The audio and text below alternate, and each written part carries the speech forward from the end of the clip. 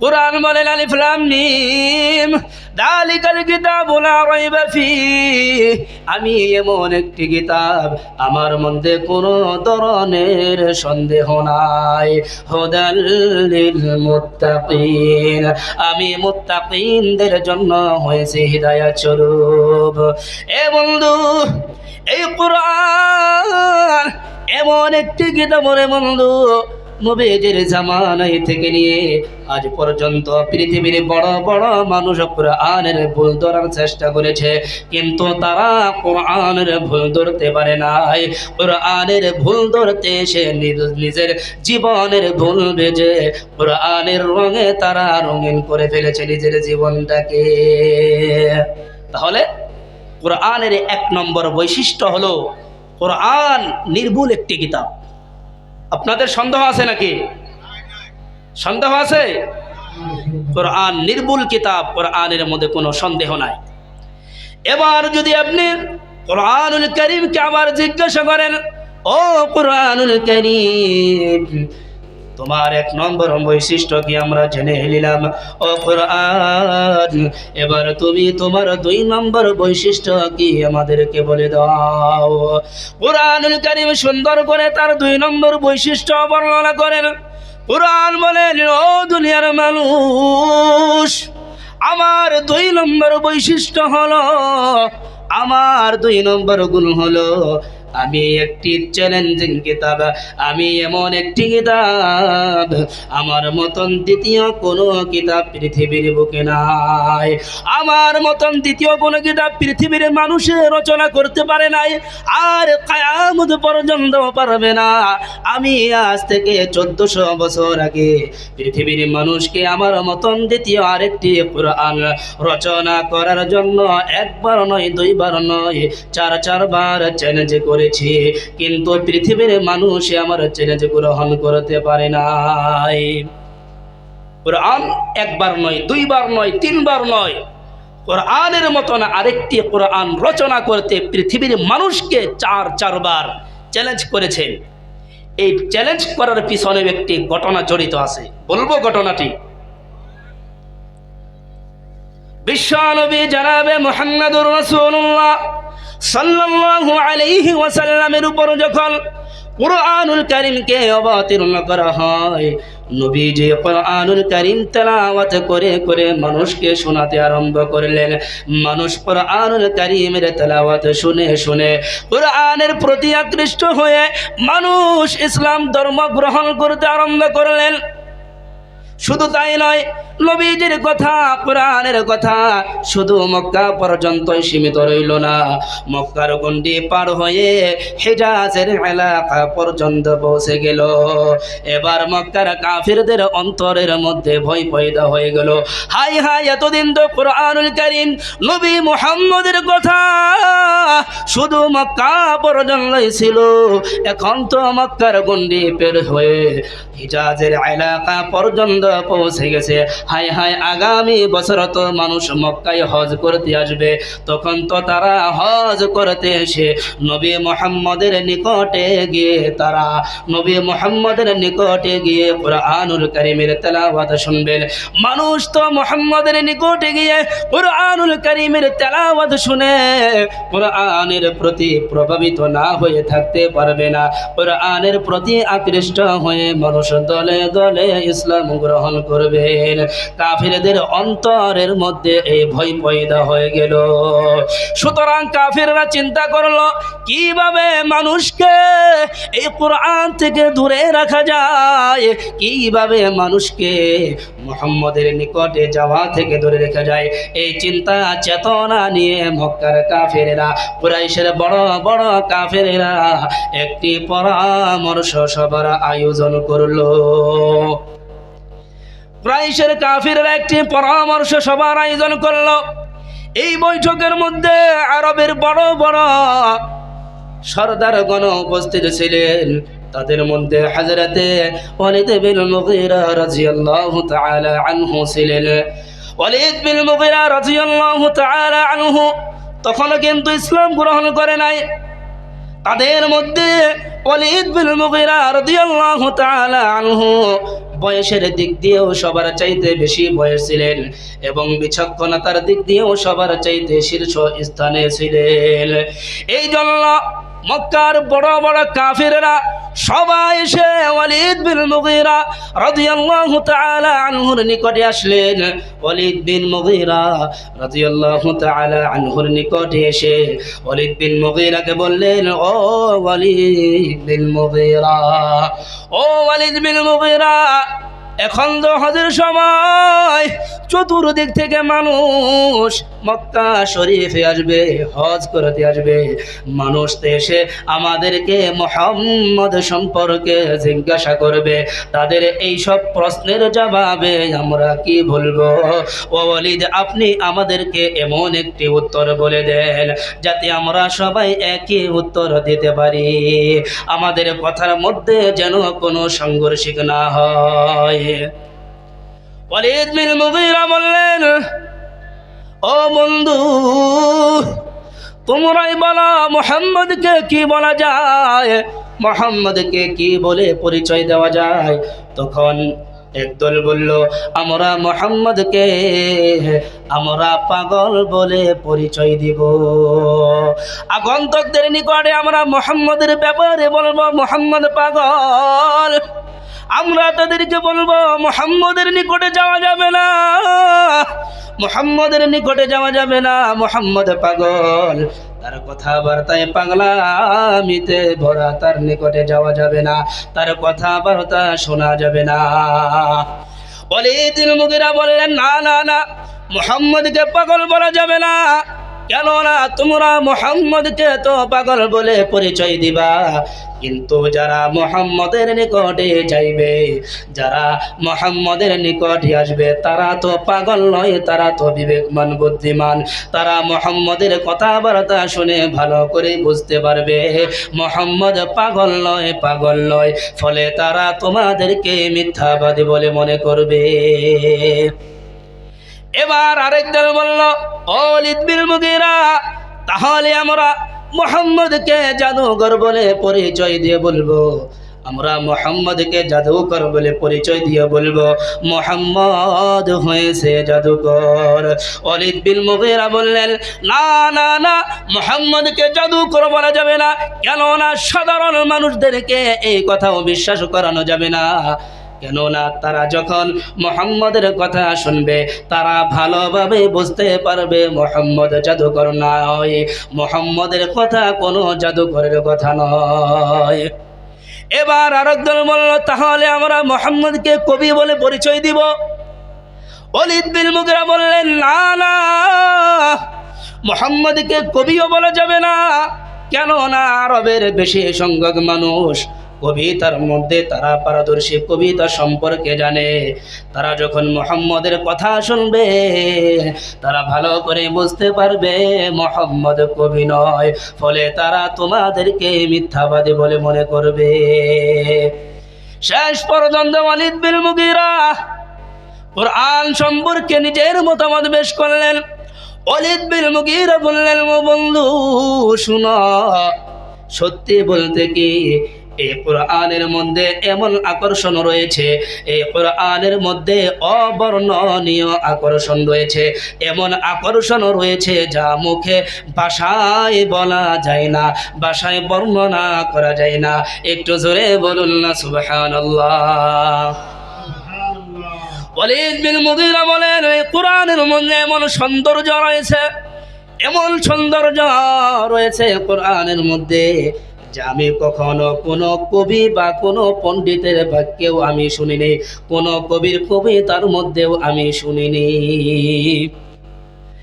এবার লোকেরা বলল, ও ওয়ালিদ বিন মুগীরা, তাহলে আমাদেরকে বলো আমরা কি বলবো, তুমি আমাদেরকে বলে দাও আমরা মুহাম্মদকে কি বলে পরিচয় দিব। ওয়ালিদ বিন মুগীরা বললেন, আমরা ভেবে চিনতে বলবো, আমি চিন্তা ভাবনা করে বলবো মুহাম্মদকে কি বলা যায়।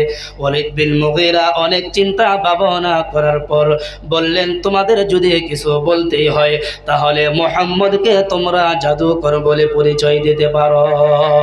আগন্তুকদের নিকটে তোমরা বলো মুহাম্মদ জাদুকর, মুহাম্মদ জাদু বলে পিতা পুত্র স্বামী স্ত্রীর মধ্যে বিচ্ছেদ ঘটায়। আগন্তুকদের নিকটে তোমরা এই কথা বলো। তখন থেকে মক্কার কাফেররা নবীজিকে জাদুকর বলে পরিচয় দিতে আরম্ভ করলো এবং কুরআনকে জাদুঘরের কালাম বলে পরিচয় দিতে আরম্ভ করলো। আল্লাহ রাব্বুল আলামিন অসন্তুষ্ট হয়ে মক্কার কাফেরদেরকে চ্যালেঞ্জ ছুড়ে দিলেন। আল্লাহ তাআলা বললেন, ও মক্কার কাফেরেরা, তোমরা মুহাম্মদকে জাদুকর বলতেছ, কুরআনকে তোমরা জাদুকরের কালাম বলতেছ, তার মানে তোমরা বোঝাইতে চাইতেছ কুরআন নবী মুহাম্মদের রচিত কিতাব, কুরআন নবী মুহাম্মদের বানানো কিতাব। তাহলে ঠিক আছে, তোমরা তো আরবের বড় বড় সাহিত্যিক, তোমরা তো আরবের বড় বড় কবি, কবিতার মধ্যে তোমাদের অনেক জ্ঞান আছে, কবিতার ব্যাপারে তোমাদের জ্ঞান আছে, পারলে তোমরা এই কোরআনের মতন আরেকটি কোরআন রচনা করে দেখাও। এইভাবে আল্লাহ রাব্বুল আলামিন মক্কার বড় বড় সাহিত্যিকদেরকে, মক্কার বড় বড় কবিদেরকে আল্লাহ রাব্বুল আলামিন একটি নয় দুইটি নয়, আল্লাহ তাআলা চারটি চ্যালেঞ্জ আল্লাহ তাআলা ছুড়ে দিলেন। আল্লাহ রাব্বুল আলামিন প্রথম চ্যালেঞ্জ করলেন পুরো কোরআনের ব্যাপারে। আল্লাহ তাআলা মক্কার বড় বড় সাহিত্যিকদেরকে বললেন, ও মক্কার বড় বড় সাহিত্যিক, ও মক্কার বড় বড় কবি, তোমরা পারলে মুহাম্মদের মতন পুরো কোরআন তোমরা রচনা করে দেখাও। আল্লাহ তাআলা এই চ্যালেঞ্জটা কোরআনের মধ্যে তুলে ধরেছেন।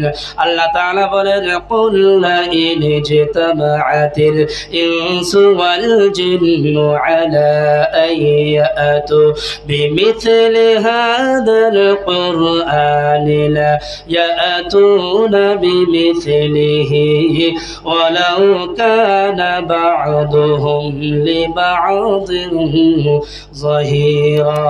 একটু জোরে বলুন না আল্লাহু আকবার।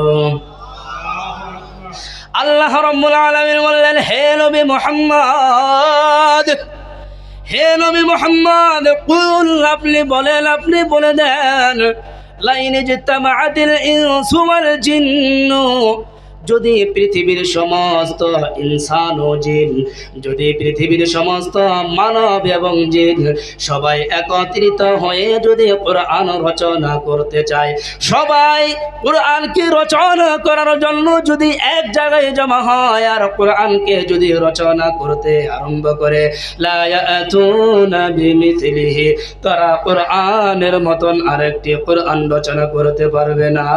ওয়ালাউ কানা বা'দুহুম লিবা'দিন যহিরা, তাদের একে অপরের জন্য যদি সাহায্যকারী হয়, তারপরেও তারা কোরআনের মতন আরেকটি কোরআন রচনা করতে পারবে না। আল্লাহ রাব্বুল আলামিন এই চ্যালেঞ্জ ছুড়ে দিলেন। মক্কার বড় বড় সাহিত্যিকরা, মক্কার বড় বড় কবিরা কোরআনের মতন আরেকটি কোরআন রচনা করতে আরম্ভ করলেন, কিন্তু তারা রচনা করতে আরম্ভ করলেন, কোরআনের মতন আরেকটি কোরআন রচনা করতে পারলেন না। সুবহানাল্লাহ বলবেন না? আল্লাহ রাব্বুল আলামিন এবার মক্কার কাফিরদেরকে বললেন, ও মক্কার বড় বড় সাহিত্যিক, মক্কার কাফিরেরা, তোমাদের জন্য আমি আল্লাহ আরো সহজ করে দিলাম। চলো এবার তোমাদের পুরো কোরআন নয়, কোরআনের সূরার মতন 10টি সূরা তোমরা রচনা করে দেখাও। আল্লাহ রাব্বুল আলামিন এই চ্যালেঞ্জটাও কোরআনুল কারীমের মধ্যে তুলে ধরেছেন। আল্লাহ পাক বলেন, আম ইয়াকুলুনা ফাতারাহু কুল ফাআতু বিআশরি সুওয়ারিন মিথলিহি মুফতারায়াতিন ওয়াদউ মান ইসতাতা'তুম মিন দুনিল্লাহি ইন কুনতুম সাদিকিন। একটু জোরে বলুন আল্লাহু আকবার। আল্লাহ রাব্বুল আলামিন বলেন আমি ইয়াকুলুনা ইফতারা,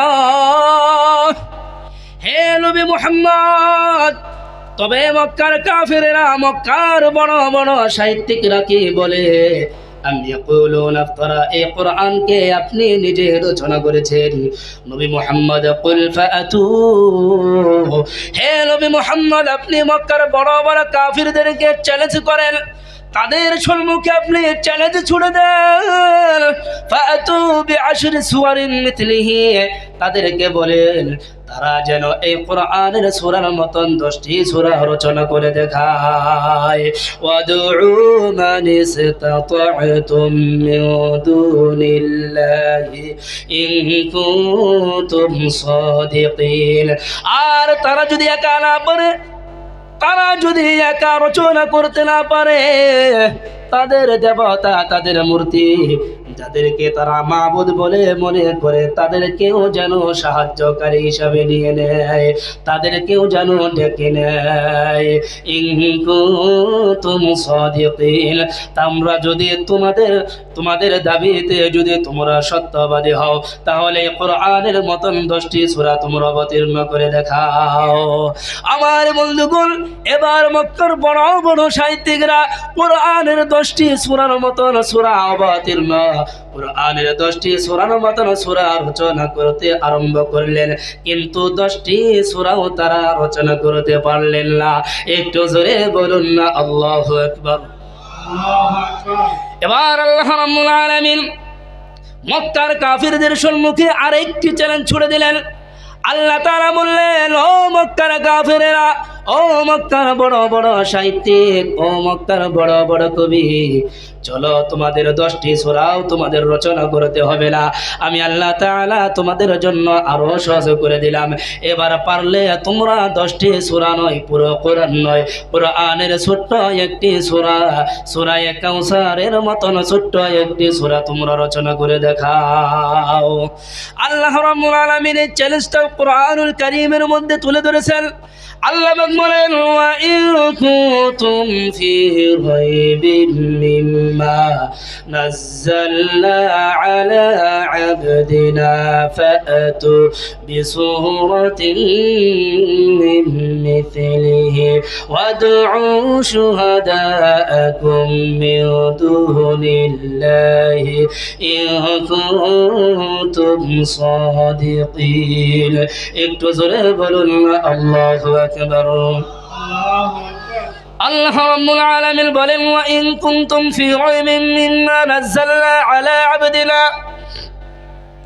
তোমরা যদি আমার বান্দার উপরে যা অবতীর্ণ করা হয়েছে, অর্থাৎ কোরআনের ব্যাপারে যদি তোমরা সন্দেহ পোষণ করো, এই কোরআন আমার বান্দার নিজের রচনা করা, নবী মুহাম্মদের নিজের রচনা করা, তাহলে ফাআতু বিসূরাতিন মিন মিথলি, তোমরা কোরআনের ছোট্ট একটি সূরার মতন একটি সূরা রচনা করে দেখাও। ওয়াদউ শুহাদাকুম মিন দুনিল্লাহ ওয়াদউ মান ইসতাতা'তুম মিন দুনিল্লাহ, আর আল্লাহ তাআলাকে ছাড়া যাকে তোমরা ইচ্ছা ডেকে নাও, এই কোরআনের মতন ছোট্ট একটি সূরার মতন সূরা রচনা করার জন্য তোমরা যাকে ইচ্ছা তোমরা ডেকে নাও। ইন কুনতুম সাদিকিন, তোমরা যদি তোমাদের দাবিতে সত্যবাদী হও, তাহলে কোরআনের ছোট্ট একটি সূরার মতন একটি সূরা তোমরা রচনা করে দেখাও। আমার বন্ধুগণ, এবার মক্কার বড় বড় সাহিত্যিকরা, মক্কার বড় বড় কবিরা ইন্না আতাইনাকাল কাউসার, এই ছোট্ট একটি সূরার মতন সূরা রচনা করতে আরম্ভ করলেন, কিন্তু তারা এই সূরার মতন সূরাও অবতীর্ণ করতে পারলেন না। আল্লাহ রাব্বুল আলামিন তাদেরকে আরেকটি চ্যালেঞ্জ ছুড়ে দিলেন। আল্লাহ তাআলা বললেন, ও মক্কার বড় বড় সাহিত্যিক, ও মক্কার বড় বড় কবি, চলো চলো তোমাদের জন্য আমি আল্লাহ আরো সহজ করে দিলাম। এবার তোমাদের পুরো কোরআন নয়, 10টি সূরাও নয়, একটি সূরাও নয়, তোমরা কোরআনের একটি আয়াতের মতন একটি আয়াত তোমরা রচনা করে দেখাও। আল্লাহ রাব্বুল আলামিনের চ্যালেঞ্জটাও কোরআনুল কারীমের মধ্যে সুন্দর করে তুলে ধরেছেন। আল্লাহ পাক বলেন আম ইয়াকুলুনা তাকাওয়ালাহু বাল লা ইউমিনুন ফালইয়াতু বিহাদিথিন মিথলিহি ইন কানু সাদিকিন। আল্লাহ রাব্বুল আলামিন বলেন আম ইয়াকুলুনা তাকাওয়ালাহু, মক্কার বড় বড় সাহিত্যিকরা, মক্কার কাফেরেরা কি বলে, এই কুরআন নবী নিজে রচনা করেছে, মুহাম্মদ এই কুরআন নিজে রচনা করেছে। বাল্লা ইউমিনুন, বরঞ্চ তারা এই কুরআনের উপরে ঈমান আনে না। ফালইয়াতু বিহাদিথিন মিথলিহি ইন কানু সাদিকিন, তারা যদি তাদের এই দাবিতে তারা যদি সত্যবাদী হয়, তাহলে তারা যেন কোরআনের একটি আয়াতের মতন একটি আয়াত রচনা করে দেখায়। আমার বন্ধুগণ, এবার মক্কার বড় বড় সাহিত্যিক, মক্কার বড় বড় কবিরা কুরআনুল কারীমের ছোট্ট একটি আয়াতের মতন আয়াত রচনা করতে আরম্ভ করলো, কিন্তু তারা কুরআনুল কারীমের ছোট্ট একটি আয়াতের মতন আয়াত তারা রচনা করতে পারলো না। অবশেষে তারা এই কথা বলার জন্য মজবুর হয়ে গেল, লাইসা হাদা কালামুল বাশার, এই কুরআন তো কোনো মানব রচিত গ্রন্থ নয়, এই কুরআন হয়েছে আল্লাহ তাআলার গ্রন্থ। একটু জোরে বলুন না সুবহানাল্লাহ। এইভাবে আল্লাহ রাব্বুল আলামিন চারটি চ্যালেঞ্জ করলেন। পৃথিবীর বুকে আজ পর্যন্ত কেউ এই কুরআনুল কারীমের চ্যালেঞ্জ গ্রহণ করতে পারে নাই, আর কিয়ামত পর্যন্ত কেউ পারবে না। আল্লাহ তাআলা বলে দিয়েছেন ফা ইল্লাম তাফআলু ওয়া লান তাফআলু, তারা পারে নাই আর হারগিজও পারবে না, কখনো তারা পারবে না। বলেন না সুবহানাল্লাহ। কিয়ামত পর্যন্ত পারবে না কুরআনের মতন কুরআন অবতীর্ণ করতে। তাহলে কুরআনের 2 নম্বর বৈশিষ্ট্য হলো কুরআন হয়েছে একটি চ্যালেঞ্জিং কিতাব, কুরআন হয়েছে অদ্বিতীয় একটি কিতাব। কুরআনের মতন দ্বিতীয় কোনো কিতাব এই পৃথিবীর বুকে কেউ রচনা করতে পারে না, আর কিয়ামত পর্যন্ত পারবে না। এবার যদি কুরআনকে বলেন ও কুরআন, তোমার 2 নম্বর বৈশিষ্ট্য জেনে নিলাম, তোমার 3 নম্বর বৈশিষ্ট্য কি, যার কারণে তোমাকে শ্রেষ্ঠত্ব দান করা হয়েছে, আমাদেরকে একটু জানাও। কুরআনুল কারীমে সুন্দর করে বলেন, ও আল্লাহর বান্দা শোনো শোনো, আমার 3 নম্বর বৈশিষ্ট্য কি। কুরআনুল কারীম বলেন আমার 3 নম্বর বৈশিষ্ট্য হলো আমি এমন একটি কিতাব যার সংরক্ষণের দায়িত্ব, যার হেফাজতের দায়িত্ব আল্লাহ রাব্বুল আলামিন নিজেই নিয়েছেন। পৃথিবীর বুকে অন্য কোন কিতাবের হেফাজতের দায়িত্ব আল্লাহ রাব্বুল আলামিন নেয় নাই। তাওরাতের হেফাজতের দায়িত্ব আল্লাহ তাআলা নেয় নাই, জাবুরের হেফাজতের দায়িত্ব আল্লাহ রাব্বুল আলামিন নেয় নাই, ইনজিলের হেফাজতের দায়িত্ব আল্লাহ রাব্বুল আলামিন নেয় নাই, কিন্তু কুরআনুল কারীমের হেফাজতের দায়িত্ব আল্লাহ রাব্বুল আলামিন নিয়েছেন। আল্লাহ রাব্বুল আলামিন বলেন ইন্না নাহনু নাযালনা যিকরা ওয়া ইন্না লাহু লাহাফিজুন। জোরে বলুন আল্লাহু আকবার।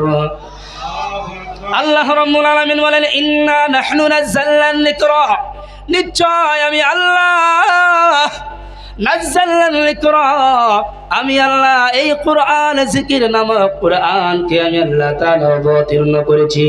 ওয়া ইন্না লাহু লাহাফিজুন, এবং এই কুরআনকে আমি আল্লাহ তাআলা হেফাজত করব। একটু জোরে বলুন আল্লাহু আকবার।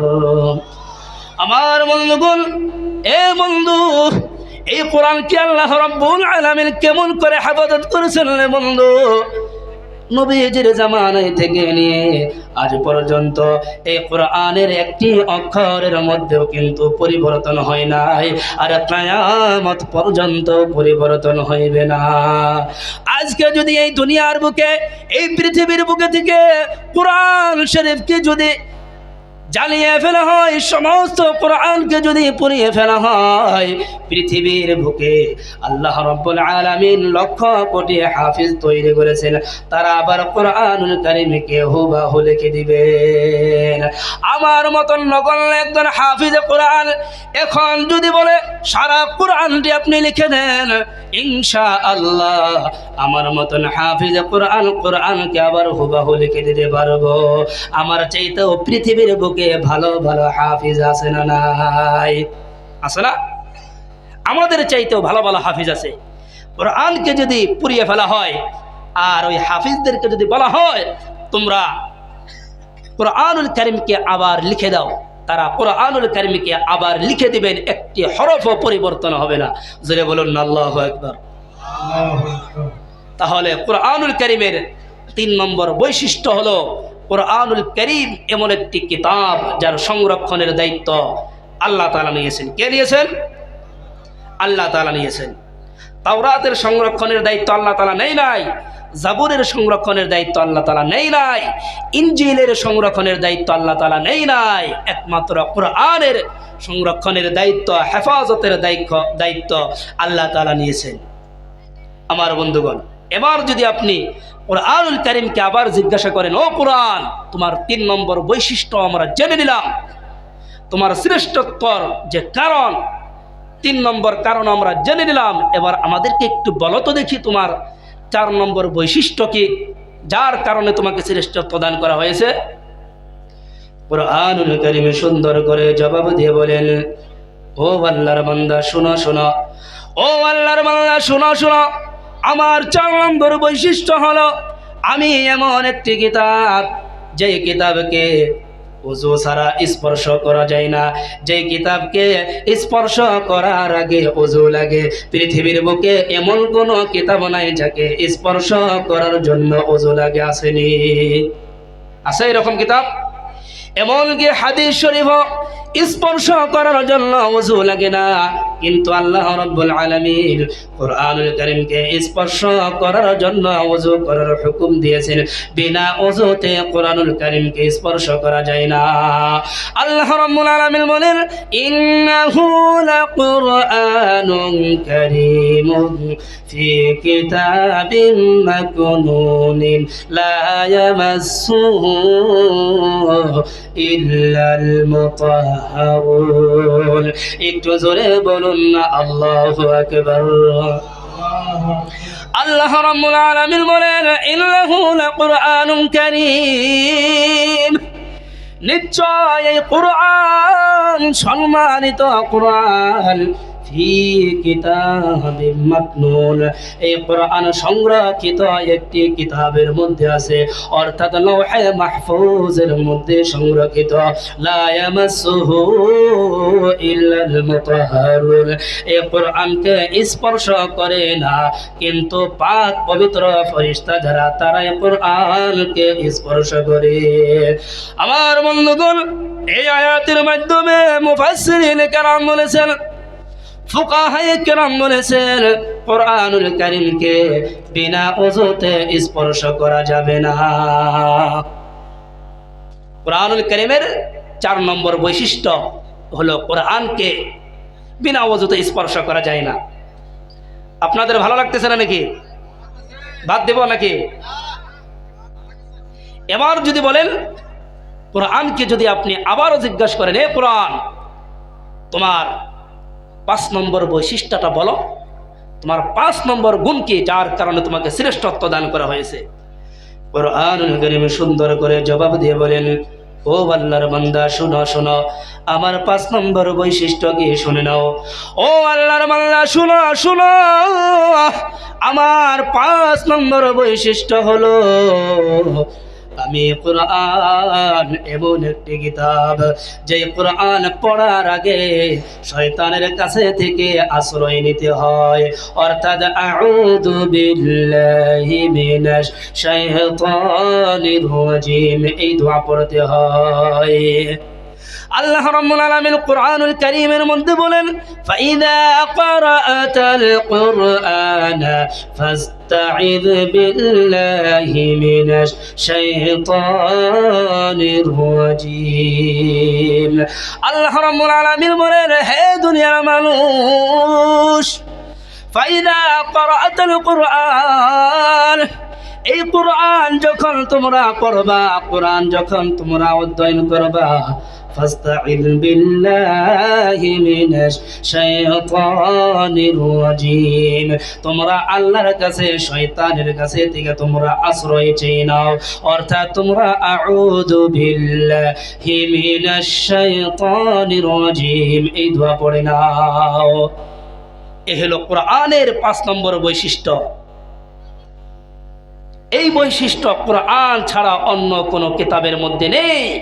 আল্লাহ অন্য কোনো কিতাবের ব্যাপারে বলে নাই যে এই কিতাব পড়লে আউযু বিল্লাহি মিনাশ শাইতানির রাজীম পড়তে হবে, এই কথা আল্লাহ তাআলা বলে নাই। কিন্তু কোরআনের ব্যাপারে আল্লাহ তাআলা আদেশ করেছেন যে বান্দা, যখন তোমরা কোরআনুল কারীমকে পড়ার ইচ্ছা করবা, কোরআনুল কারীমকে স্পর্শ করার ইচ্ছা করবা, কোরআন অধ্যয়ন করার ইচ্ছা করবা, তখন তোমরা শয়তানের কাছে থেকে তোমরা পানা চেয়ে নিবা, আল্লাহ তাআলার কাছে, শয়তানের কাছে থেকে তোমরা আশ্রয় চেয়ে নিবা, শয়তান যেন তোমাদেরকে ধোঁকা না দিতে পারে।